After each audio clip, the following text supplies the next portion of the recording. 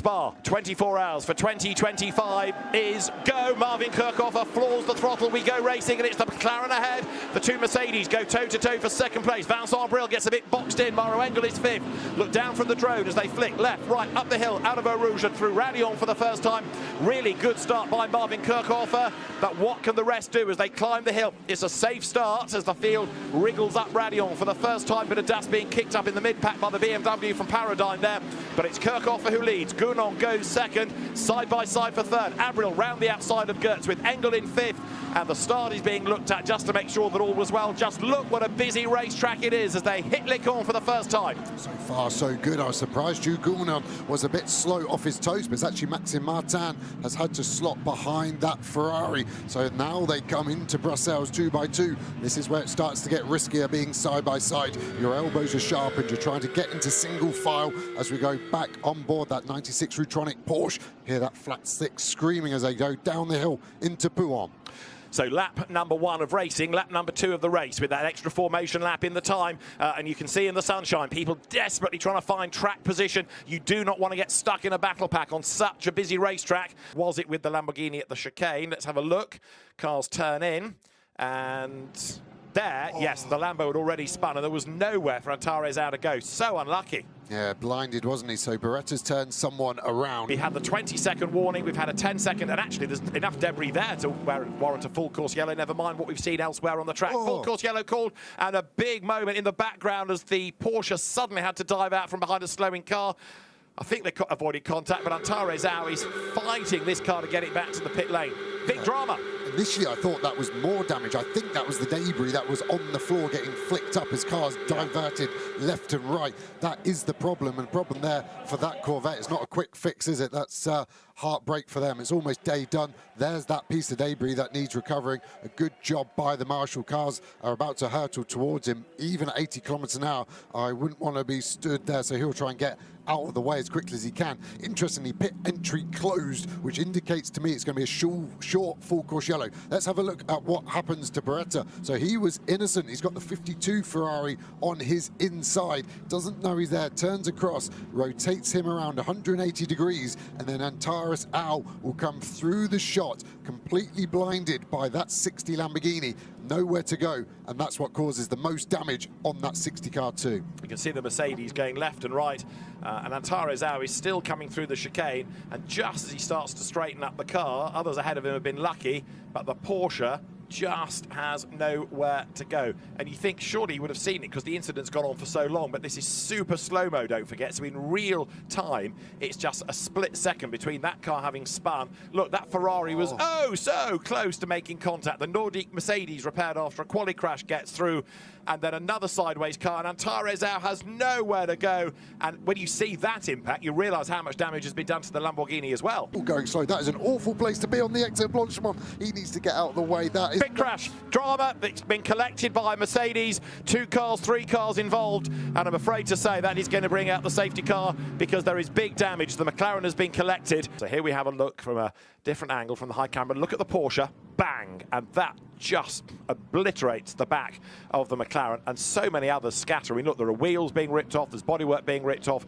The Porsche is utterly destroyed, and Laurin Heinrich is a lucky man that he was in such a strong car. You can see the amount of debris on the road. This is the view from onboard number 4 coming into what looks like a war zone with bodywork everywhere, with wheels bouncing, and Laurin Heinrich having to hope that just sort of gravity stopped the car from getting to the chicane, because by that stage there was nothing to do on a brake pedal. All around him, Mercedes up the inside, and bang, and he just gets turned around and almost shoveled into the gravel. Whisper it by the CrowdStrike-backed Mercedes. With Mr. CrowdStrike driving. Yes, George Kurtz at the wheel of it. This is how George Kurtz saw it. Gap on the inside. Full course yellow called. Well, that is a setback any way you look at it for the 4 car. They had gotten back on the lead lap. I had speculated that they might have with the wave around, so that had worked in their favor, but I have a feeling that this is not going to be looked upon charitably. No, just because you're the sponsor doesn't mean you're above the law and all of that. Full course yellow is called for to try and get Antares Au's car quickly out of the gravel. But there's damage on the front of that car. And I think we found who we ran into. Yes. One of the come-to-you Astons. That doesn't really narrow it down. 270. Car in 55th. That's Leroy, Right. the wheel. So Alexandre Leroy up from GT2 with the air brake at the back of it. So that's coming into the pits, I should imagine, to get that sorted out. Right, so all of this happens because a full course yellow is called, and some slow better than others, and there's the impact. Toledo right into the back of the Aston. But that was coming into Les Combes. I thought he got as far as Bruxelles before the car was turned around. Maybe I was... Oh, yeah, he goes up the escape road. There is the driver of number 11 safe out of the car, but that is a very broken Aston Martin. The driver in question is Frédéric Jousset, and that's another Aston Martin that has come to grief at the top of Radiant. That's out of the race. And it's another come-to-you racing Aston Martin as well. We've obviously lost a Valkenhorst car in the Super Pole, and it's just these cars. Remember, this is a team and the car that took victory last year. Has he been helped here? He's a little bit offline. Definitely, wow. Definitely helped. Tim Sandler was the Mercedes driver behind him. Yeah, that's going to go down badly in race control, isn't it? I mean, it was so very, very close. Anything that the Aston Martin did would be very difficult to react to. But I just wonder whether, you know, the Aston Martin's lifting there and the Mercedes is not. Jamie Day at the wheel of it, and we're going to surely end up with a yellow here. Is that day done? Has he got there by himself? Oh, yeah. That's some kind of failure for me. The cars there only need a slight lift off the throttle to get in, and the way that rotated so quickly, all the tyres look inflated, so it wasn't an obvious blowout there, but just the rotation of the car to me didn't look like driver error was my first thought. On a big race like this, to get carried away and do something maybe a little silly, but he's got a good run here, and Anxler's trying to go one side of the traffic.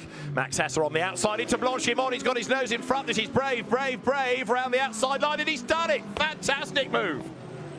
nice. You can breathe. You can breathe. Yeah. He knows you're watching, because to go around the outside of Blanchimont that's a big move, isn't it? I feel he did really well there. He almost squeezed Anxler on the way in and just asked the question, Anxler, are we going to have a massive crash or not? And yeah, an amazing I'm move telling there. him. And a slowing Ziggo Sport Ferrari. This car has been running pretty trouble-free, but not any longer. Listening.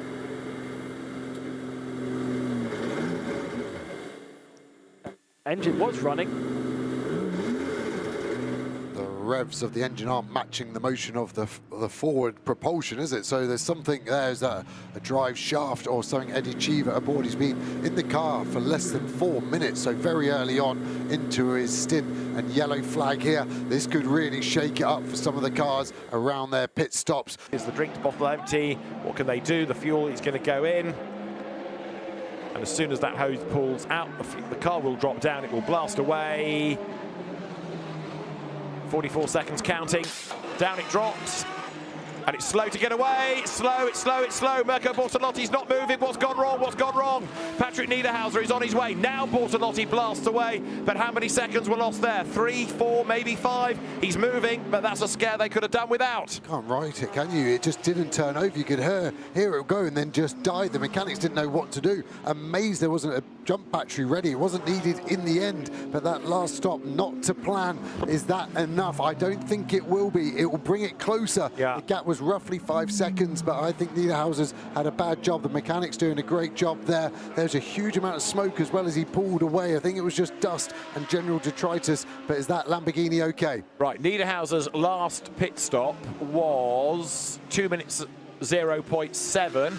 Bortolotti is about to get to pit out. He should keep the lead as up towards La Source comes Niederhauser. So 2 minutes 0.7 for the Porsche, and it's 2 minutes 2, 2 minutes 3, 2 minutes 4, 2 minutes 5, 2 minutes 6 for the Lamborghini. 2 minutes 7.6, so he's lost 6.9 seconds. Yeah, there's the gap. Niederhauser flying through. He's going to have the speed that lost him the position to Van der Linde at the start. Is it going to be enough? This is going to be closer than it looks by the end of the straight. My prediction, 2 seconds. They're happy because they've still got the lead. Because he stopped. The Gold Cup leader has stopped out on the circuit. It's got a puncture, has it? Or did the wheel come off altogether? Look at the right rear corner.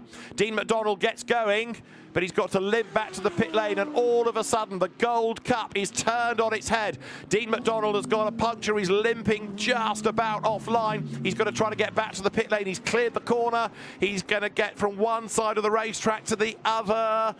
This is the new Gold Cup leading car. Thierry Vermeulen, with 7 3/4 minutes to go, has now hit the front, and the McLaren has hit problems. And a first podium for Lamborghini, a first win for Lamborghini, a first win in the event for Luca Engschler, for Jordan Pepper, and for Mirko Bortolotti. The 77th CrowdStrike 24 Hours of Spa has been an absolute scorcher in terms of the weather and on track as well. The checkered flag is going to be shown out of the chicane. There'll be a ceremonial one around La Source, and it's going to be shown to Mirko Bortolotti, to Jordan Pepper, to Luca Engschler, who win the CrowdStrike 24 Hours of Spa. Mirko Bortolotti celebrates. The Grasser Racing Team goes berserk.